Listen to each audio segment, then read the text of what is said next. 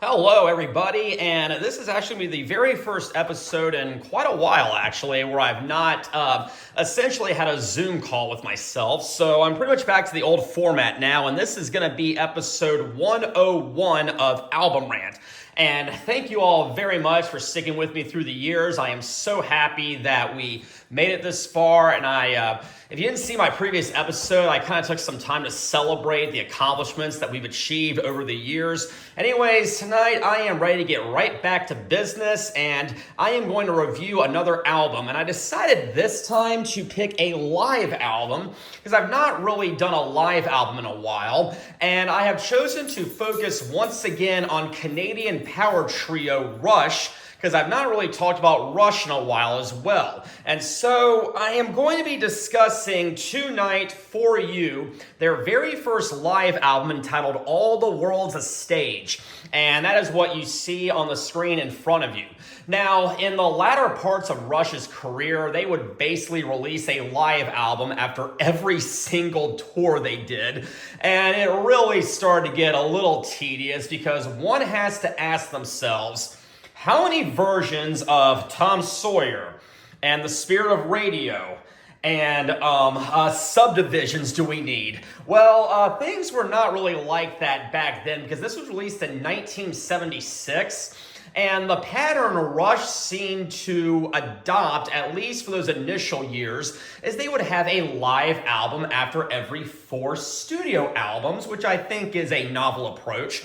But once again, this is their first live album, released on the heels of the 2112 tour, released in 1976. But since it's been so long since I've talked about Rush, I want to bring you up to speed once again, as I usually do. And as I'm sure a lot of you out there may or may not know, they formed in Toronto in the year 1968. But they had a very different lineup than what would make them the most popular throughout time. And the initial lineup was a man by the name of Jeff Jones on the bass and vocals, a man by the name of Alex Lifeson on lead guitar, and John Rutsey on the drums. And they had basically been friends ever since a very young age, so it was a really tightly close-knit group right there. But they decided to start jamming out, and they eventually decided to get together and start, forming a band and everything. However, unfortunately, the initial bassist and vocalist, Jeff Jones, apparently he had trouble making it to Alex's house for rehearsals, and so he unfortunately had to get the boot. However, Jones was a good sport about it, and he actually suggested that his friend by the name of Gary Weinrib, I don't know if I said that correctly, but I did my best there. He suggested that his good friend replace him, and this very good friend later changed his stage name to Geddy Lee, who would eventually be with the band all throughout their entire tenure. And in those early days, they were mostly actually they were pretty much exclusively a cover band, as a lot of bands are in their initial inceptions, and they played a lot of Cream and Jimi Hendrix covers because, that's who they got their influence from, and both those artists were very popular at the time. And despite what you may or may not know, for a very brief period, they actually became a 4-piece band. They went through a revolving door of other members because they, at one point, wanted a keyboardist and other instrumentalists. Now, as I'm sure you know right now, eventually Geddy Lee would start playing the bass and the keyboards, and he would sing, but this was before he decided to undertake all those tasks. So, yes, they, like I said, were a 4-piece band for quite a while. But for a very brief period of time, under their advice of their manager at the time, Lee was actually kicked out for not being suitable, quote unquote. And the band kind of went off on their own after that. But that would end up proving to not be a very good move because they had many disastrous gigs. And so John Rutsey finally rolled up his sleeves. He became the bigger man and he asked Lee to come back. But even then, after he did, they still had a lot of trouble securing a record deal. But in the year 1973, they released their very first single, which was a cover of Buddy Holly's Not Fade Away. I have heard the Rush version. I have not heard the Buddy Holly version. I think the Rush version is all right. And then they had a B-side, which was an original song called You Can't Fight It. I have also heard that, and I think it's okay. Certainly not their best work, but they never re-recorded it, which is actually kind of interesting. So yes, they had moderate success in those early days, but in 1973, they hit it big, and they were able to open up for the New York Dolls, and that was definitely the biggest height of success they had achieved up to that moment.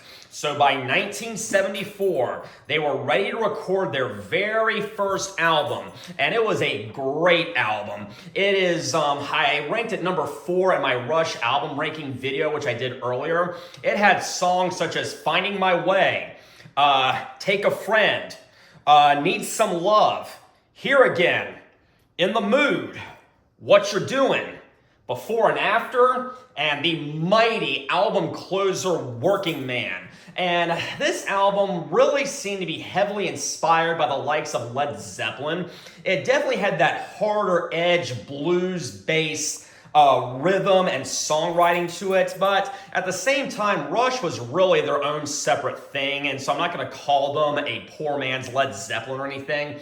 But yeah, unfortunately, after that very first album, John Rutsey had to retire due to complications with diabetes, and I really want to be sensitive about that. I would not wish that on anybody. But they replaced John Rutsey with a man by the name of Neil Peart after that. Yes. And we now had our classic lineup of Geddy, Alex, and Neil, and that would remain the stable lineup for the next 40 years until Rush retired in the year 2015, or they played their last show in 2015, and Neil tragically passed away a few years later. So yes, this lineup lasted 40 years. So in 1975, they came out with their second album entitled Fly By Night.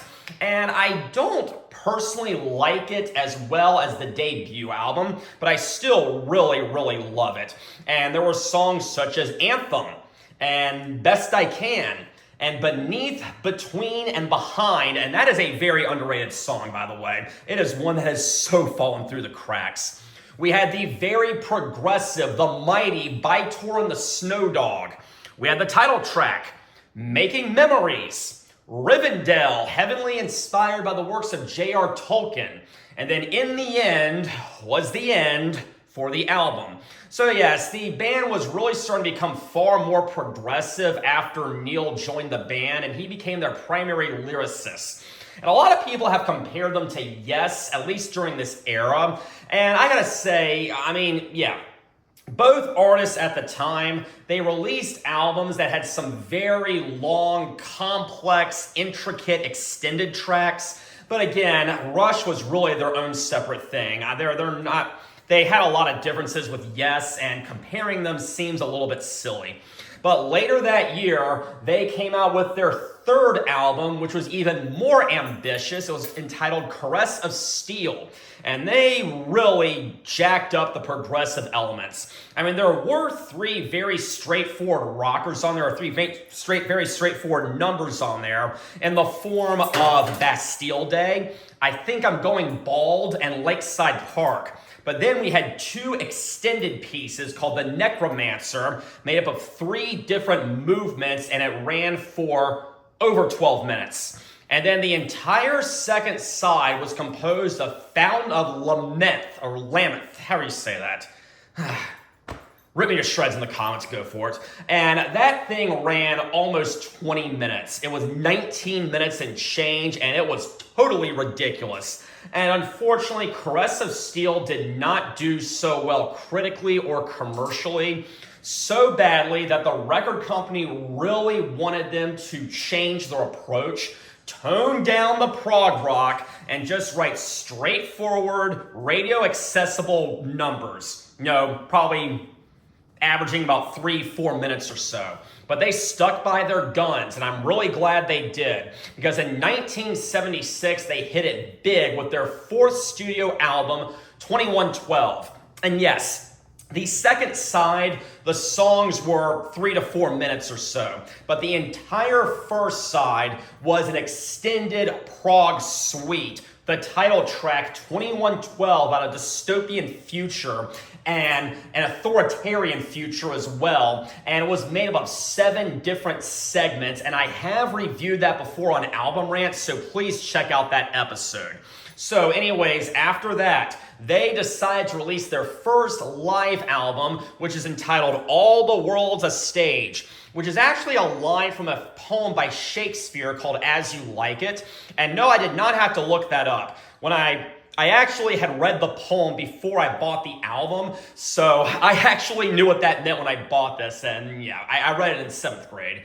So here is the cover right here. We got the stage, we have the little Rush symbol right there, and what we got in here? We have some pictures of the band, okay, pretty decent.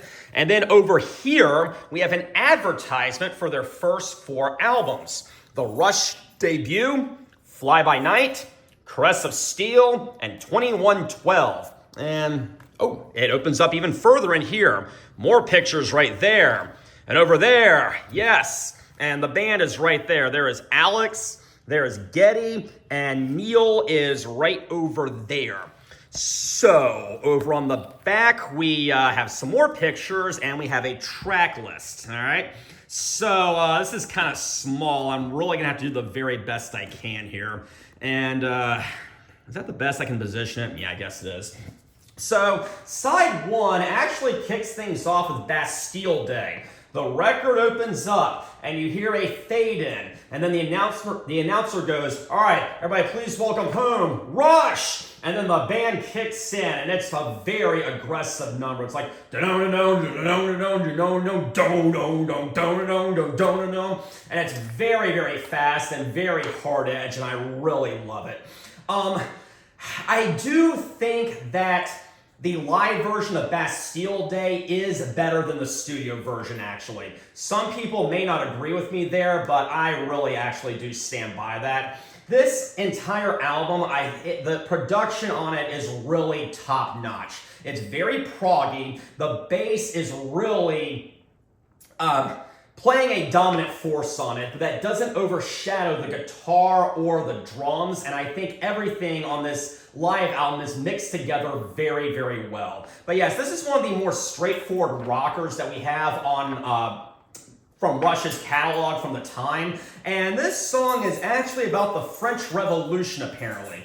I mean, we have, oh, there's no bread, let them eat cake, there's no end to what they'll take, flaunt the fruits of noble birth, wash the salt into the earth, but they're marching to Bastille Day. The guillotine will claim her bloody prize. And yeah, I really do like it. This definitely reminds me of one of my favorite novels ever, A Tale of Two Cities, which was all about the French Revolution and how people were put under the guillotine. And for that, this song really does mean a lot to me. But yeah, so we have 2 verses and 2 choruses. And then in the middle, we have a pretty significant jam session. And I always liked it when they kind of go, don't.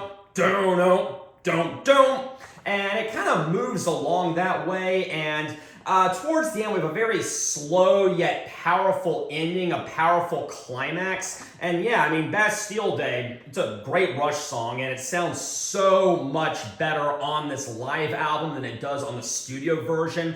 At least in my opinion, it just has more of a kick to it, more of a punch to it. But then we move right along, and Anthem is the second track. And this one is initially off of Fly By Night. It was the first track off of Fly By Night, and I think it's pretty decent. But when I was first getting into Rush, I was, of course, going through the albums. I was trying to pick out the best songs from every album, so I want to make myself a little compilation CD. And of course, Anthem got on there, and Bastille Day did also. And I thought they sounded very similar, and they kind of do. But obviously there's some differences, but they're very similar songs, at least in structure. Maybe not in subject matter, but in structure, I'll give it that. But of course, it starts off and the rhythm's kind of like dun dun dun dun dun dun dun dun dun dun dun dun dun, and I think I did that to the best of my ability, but I always thought the rhythm was a little sludgy and a little flat, at least on the studio version. Make no mistake, it is definitely one of the better Rush songs out there. I'm just comparing it to the best of the best, and so from comparing to the best of the best, of course, it's not quite up to that level. But after that intro, it does kind of move and groove along a little bit. It's got kind of a slower rhythm, well, not really a slow rhythm, kind of a mid-tempo rhythm, and I think it's all right. And this was inspired by the works of Ayn Rand. Did I say that correctly? I don't know, but she was a writer, and she again wrote about authoritarian futures and dystopian futures. And I read a lot of her work in high school as well, and so I remember it for that. But yes, we have, know the place in life is where you want to be. To let him tell you that you owe it all to me. You keep on looking forward and you used to look around. Carry a heavy head above the crowd and they won't bring you down. Anthem of the heart and mind, a funeral dirge for the eyes gone blind. We marvel after those we sought. Do wonders in the world, they rot. And so, you probably know the song as well, but you know, it's a much better live version, like I said. And the song itself, I think, is decent. So the next song is actually a two-parter. We have Fly By Night and In the Mood. Fly By Night obviously being the title track to Fly By Night, and In the Mood is off the debut album. Now on the CD release, they combine these two songs together because there's no break in between them. The vinyl recognizes the distinction between them, but on the CD, like I said, they're meshed together for some reason. And I've noticed, at least in those early days, Rush really loved to play Fly By Night and In the Mood back to back. But yes, Fly By Night at the time was their biggest hit. It was a big radio single, and I can really see why. It's very upbeat, it's very catchy, and it really elicits a feeling of positivity in the listener, and so it's no surprise whatsoever that's one of their biggest hits ever. When I first decided to get into Rush, obviously I went out and bought a Greatest Hits album, and Fly By Night was the second song there. I'm like, oh, I didn't know Rush sang this. Wow, awesome. And in fact, most of their hits, I didn't know Rush sang that, which is actually kind of interesting. But yes, I mean, once again, the live version, I think, is a lot more powerful than the studio version, because the live version has that extra punch from the bass that is not fully apparent on the studio version, and so for that, I actually do think I like this live version better. But of course, why try? I know why. This feeling inside me says it's time I was gone. Clear head, new life ahead. It's time I was king, now it's just not just one more pawn. Fly by night away from here. Change my life again. Fly by night, goodbye my dear. And my voice just cracked there, so sorry about that. But yes, you all know the song. My only real complaint about this version is it doesn't finish it. It only plays the first two verses and it just stops. And it just goes straight into In the Mood. And I kind of wish they did play the full thing.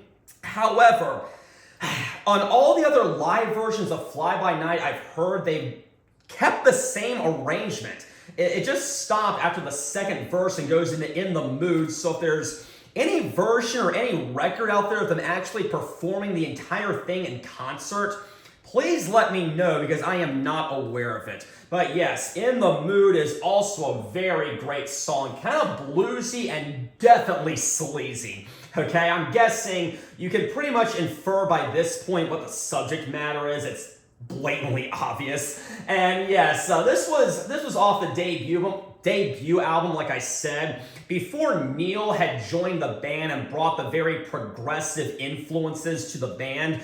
And so, yeah, they were kind of a typical rock and roll band right there. But hey now, baby, well, I like your smile. Won't you come and talk to me for a little while? Well, you're making me crazy the way you roll them eyes. Won't you come and sit next to me? I'll tell you all my lies. Hey, baby, it's 7:45. I feel I'm in the mood. Hey, baby, the hour is late. I feel I've got to move. And yeah, It is a great live version. However, I gotta say, I actually think that Geddy's vocals were stronger on the studio version. I think the instrumentation may be stronger on the live version, but that's really up for debate. But I really think Geddy's vocals were far stronger on the studio version, so you be the judge on that one, whether you like this version or not.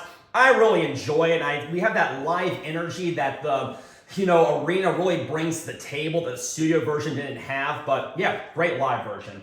And then finally, we get a song from 2112, which is, the album that they're touring. So yeah, it took them, 5-6 songs to finally get to something from the album they're touring. Whatever, better late than never.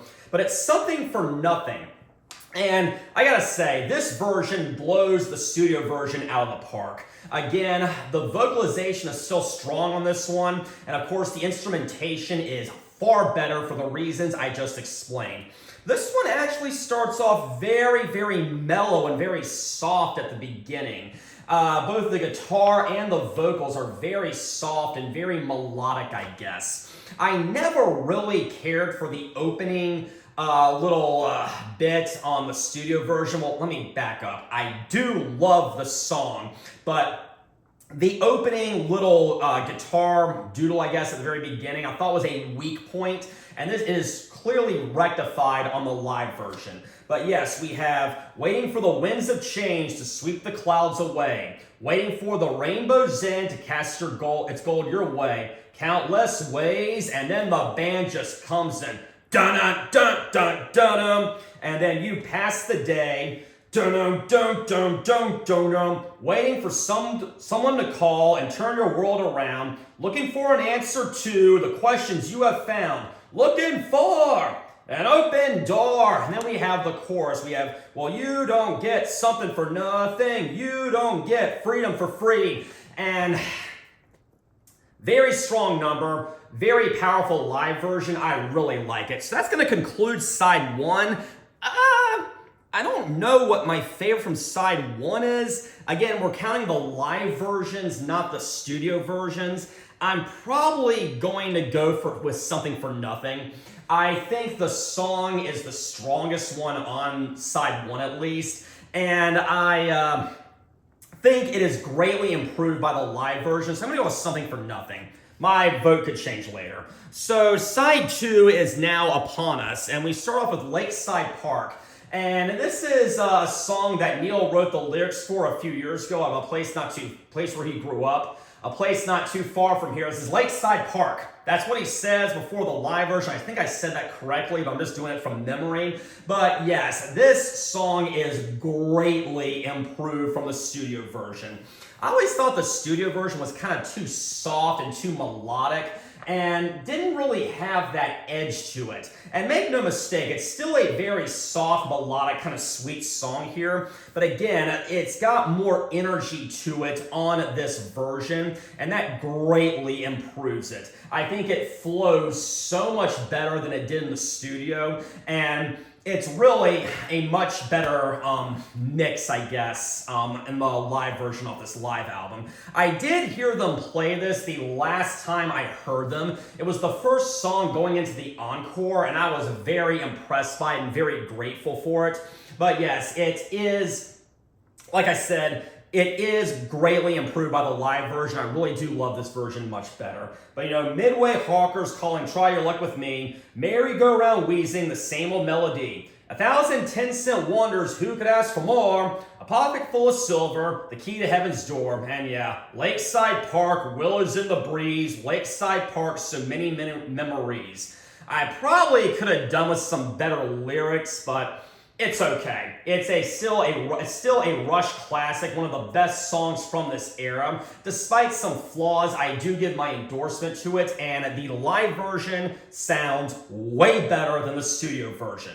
Okay? So if you love the studio version, you will probably love the live version.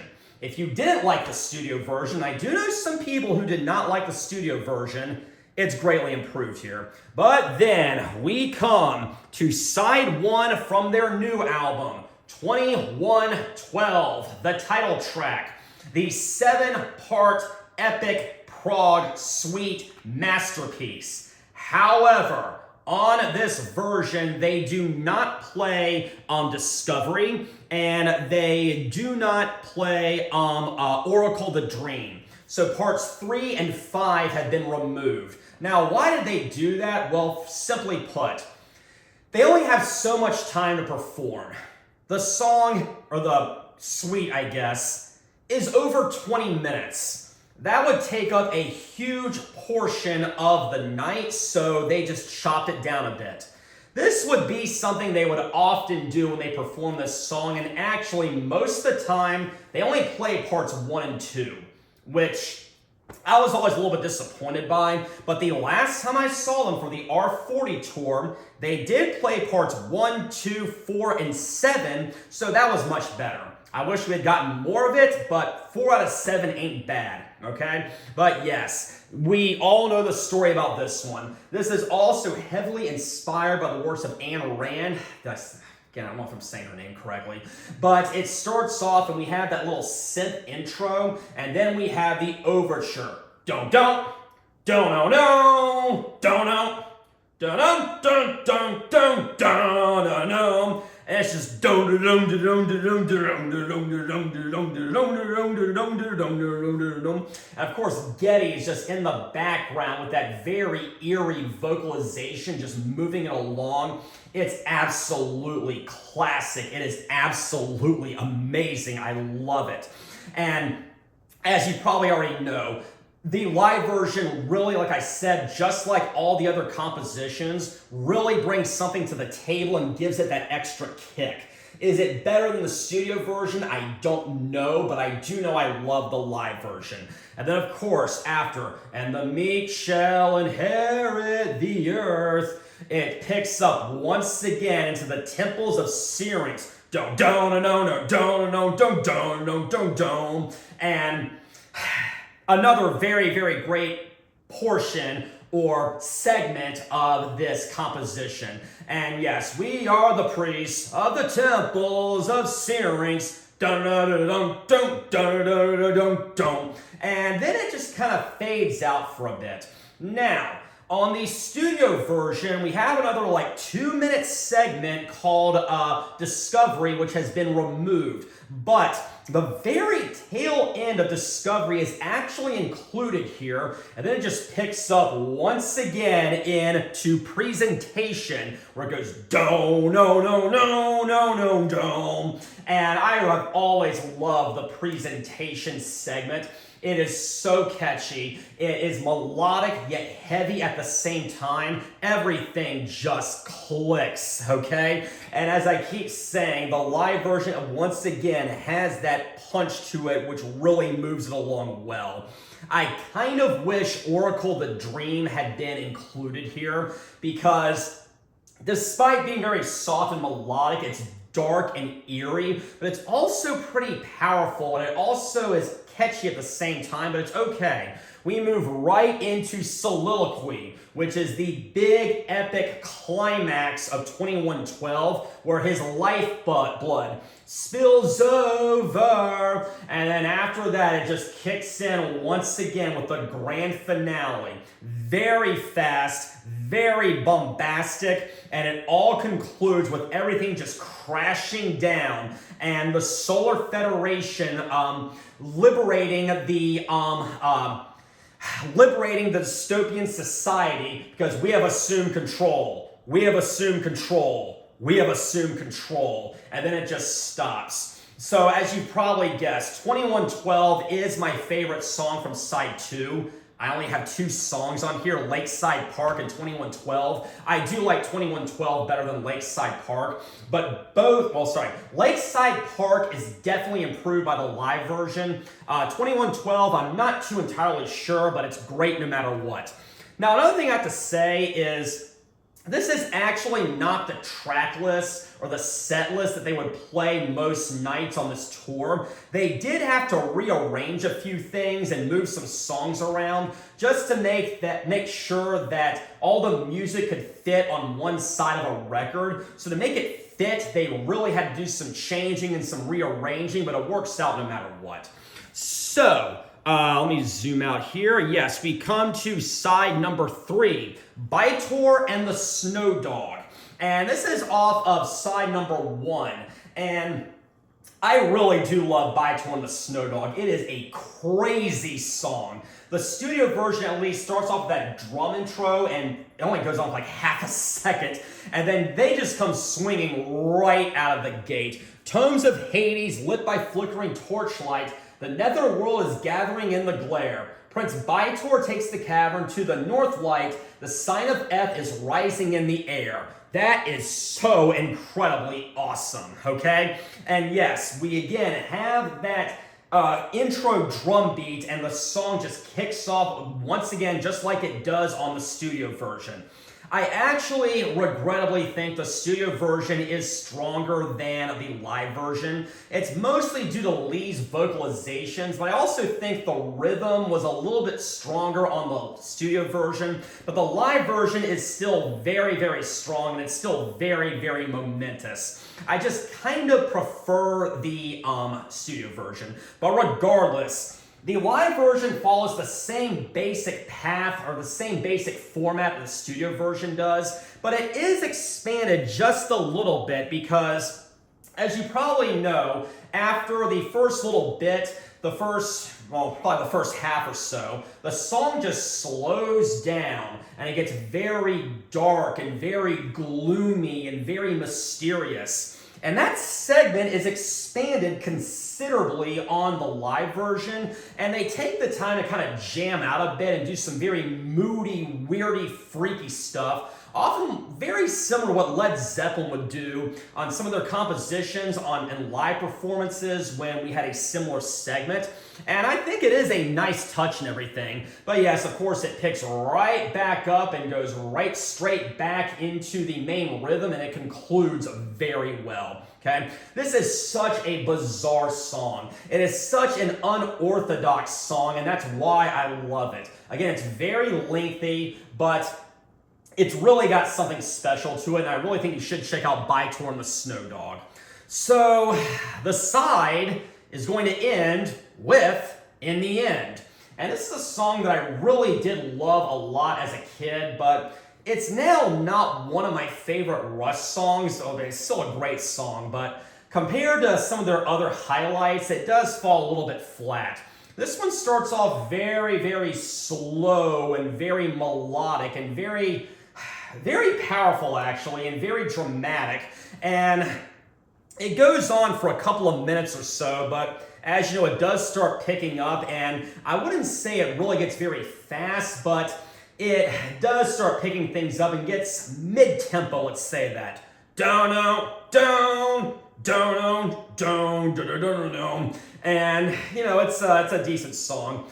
The production on Fly By Night was never really my favorite, or I thought it was, let me back up. The production was very awesome, but it still does not quite meet the heights of this live album. So I do like this version of In the End better than the studio version.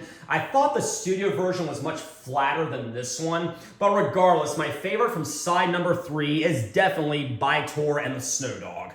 So, we have one more side to conquer. We have side 4. And the very first one is actually a medley of Working Man and Finding My Way. And this goes on for 14 minutes, and I'm really going to get further into that.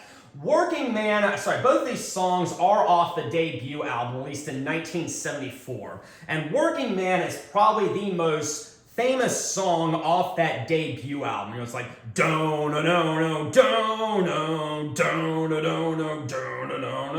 and it was the very first Rush song I ever heard, so it does hold a special place in my heart. And live version is very solid, but on this version, I think Geddy's vocalization is a little bit weaker than it was on the studio version. They both have their merits, but the studio version is probably more iconic than this one, so, you know, take that for what it is. But again, it does follow the same basic path to it, but it does kind of flip-flop back and forth between Working Man and Finding My Way, which I think is a very interesting approach. So we'll have a small segment of Working Man, then it just stops and goes to Finding My Way. And Finding My Way is a much faster song, okay? Working Man is kind of slow, kind of brooding, kind of bluesy. Finding My Way is very upbeat and very fast. And I think the two contrasting styles don't really work all that well together. So I think they should have probably gone with a different arrangement. I mean, it's awesome, make no mistake there. But I just think if you're going to do a medley, at least have the songs flow well together. I'm not sure if they fully accomplished that here, but regardless, their rendition of Finding My Way on this live album is really incredible. Now, this has become a staple of pretty much every Rush live album and every Rush concert. There comes a point where they just stop for a bit, and Geddy and Alex kind of go into the background, and Neil, aka the Professor, takes over and has a very awesome and bombastic drum solo. And well, it's incorporated into this medley. Neil takes over for a bit, and he jams for a couple of minutes or so and has a very killer and very, very well put together drum solo, and it really is a highlight from this album. And it's pretty much a staple by this point that every Rush concert has a drum solo by Neil, and this is where they incorporate it into this concert. And well, he bangs it out of the park. He knocks it out of the park, and it's a very solid drum solo. Then it picks right back up once again with the Working Man segment, and it ends. This is, like I said, over 14 minutes because it incorporates 2 songs and a drum solo, and it's really awesome. Now, if you initially bought the initial CD release of this live album, it just ended after that. The vinyl does not do that. Instead, there's one more song, the encore, What You're Doing, and it absolutely kills. And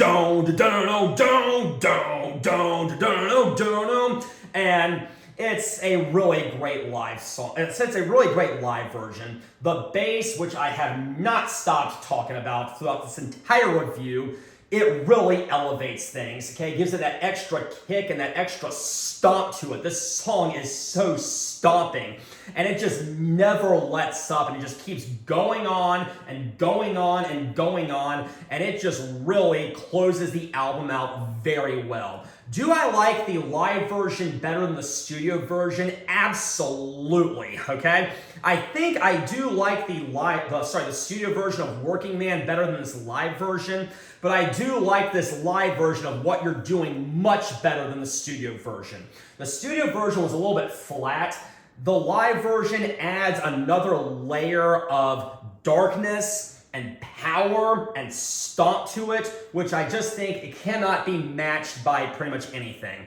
So yes, if you bought the initial CD release of this album, What You're Doing was not on it. It just ended after Finding My Way and Working Man. But the vinyl has it, and it's really essential, and it really should be on here. Now, latter editions of CDs, when they figured out a way to put 80 minutes of music on it, What You're Doing was later added back in. So regardless, today you can buy a CD version that has What You're Doing, but it's really all here on vinyl. And they never really played this one too much in concerts, at least after this era. However, again, on the R40 tour, they did play What You're Doing, and I did get to see it, and I did get to hear it. And a funny story, when it came on, it was one of the last songs they did. Of course, I'm banging my head and yelling, going, yeah! And the person asked next to me goes, hey, what song is this? I go, hey, it's What You're Doing. It's off the debut album. And he was like, yeah, I'm going to check that one out. And that was actually a pretty good moment for me, because my very first Rush concert, which was my very first concert, I actually asked the person next to me what a song was that I was unfamiliar with, and he educated me. So I was able to do that for someone else, and so that really did kind of mean a lot to me. But really, anyway, that was kind of a silly story. What You're Doing closes out well, and I think What You're Doing is my favorite song from side number 2. However, the medley is also really, really awesome. And so that is going to be it for my review of All the World's a Stage by Rush.